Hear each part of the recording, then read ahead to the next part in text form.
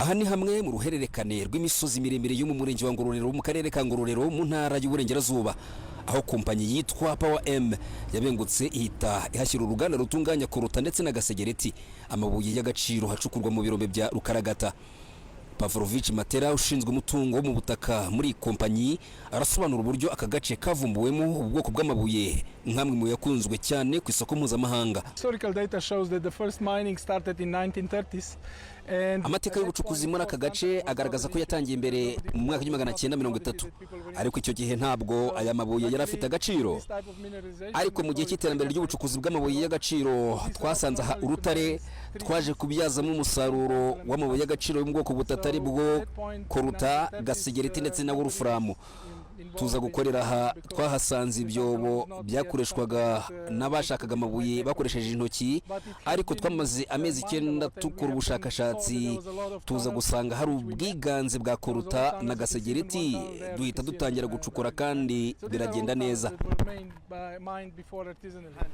Rero ubushakashatsi bwatweretse ko aya mabuye yiganje muri aka gace mureba, ku buryo ubucukuzi bushobora kuzakomeza gukorwa nubwo wenda inyigo itaragaragaza neza niba igiciro cyo gucukura kitazaruta igiciro cy'umusaruro uzavamo.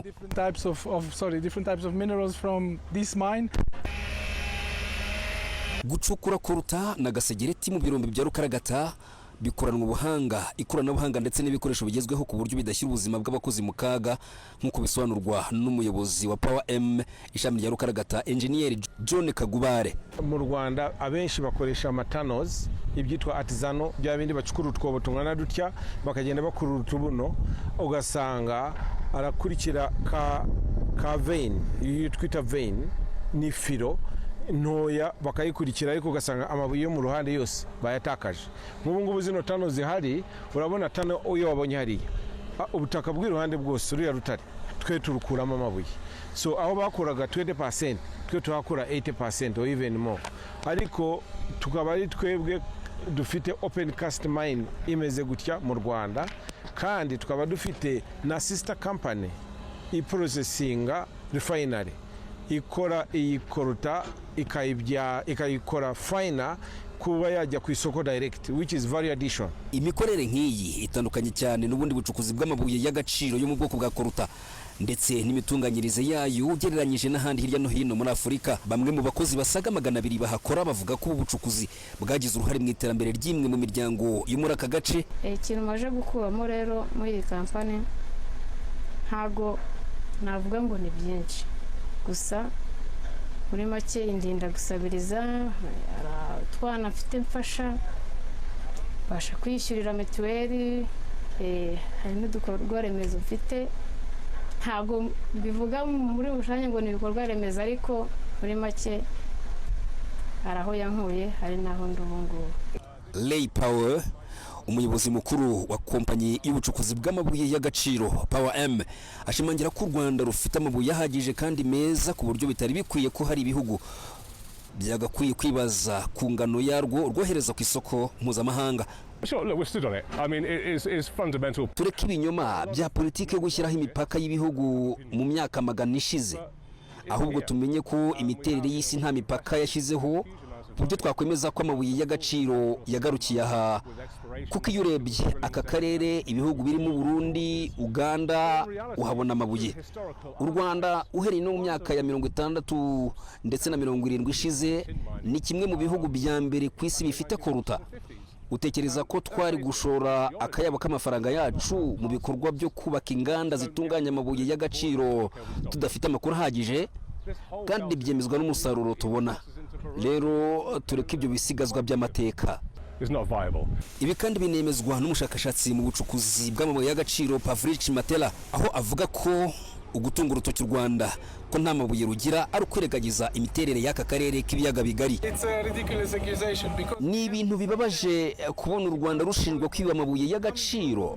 Nk'umushakashatsi mu by'ubucukuzi bw'amabuye y'agaciro, aka karere gafite icyo twakwita umukandara cyangwa se umuhora w'amabuye y'agaciro uturuka Tanzania, Burundi, u Rwanda na Tanzania, maze ugakomeza Lubumbashi muri Congo.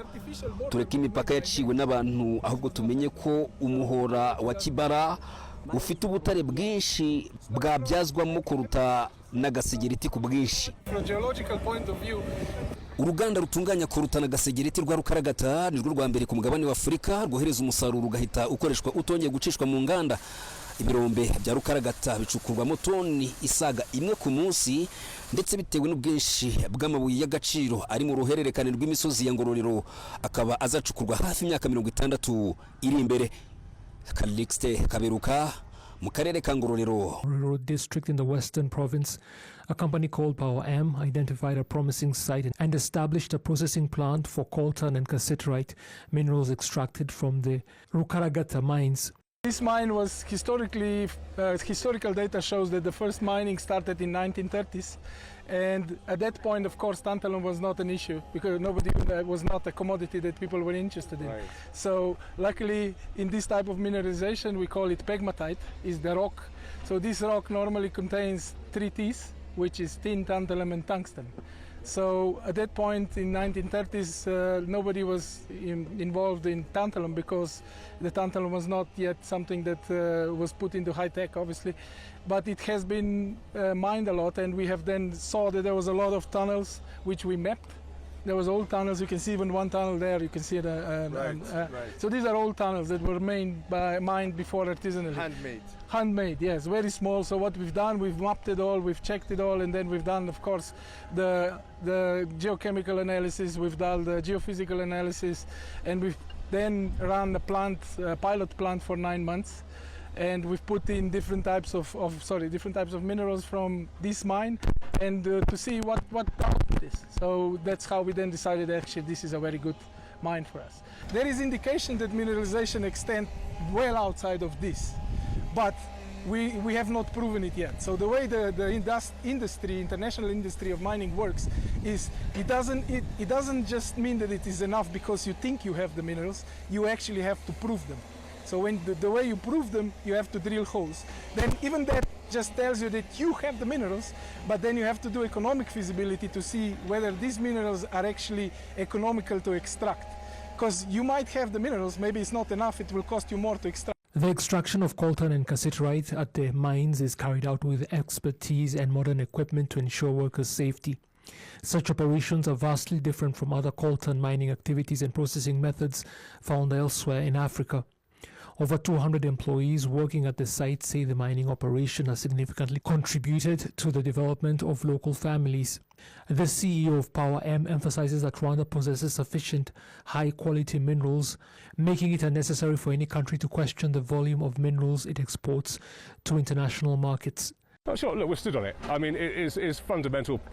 There are a lot of non-geologists who have opinions, but it is here. We've invested a huge amount of money to build a full industrial scale mine with exploration data, with drilling data. We've proven the resources. But in reality, you can look through the historical archives.